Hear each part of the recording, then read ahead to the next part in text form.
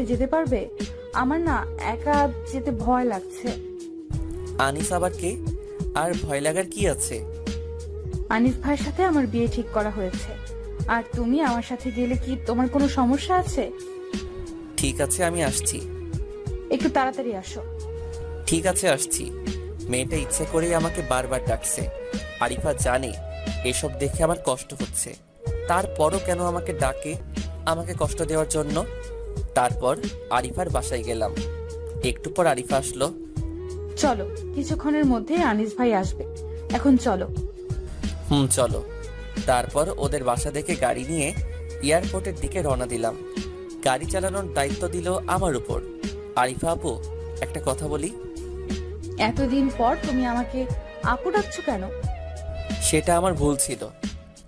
তুমি আমাকে নাম ধরেই ডাকবে, তাতে আমার কাছে ভালো লাগে। আর কি বলবে বলো।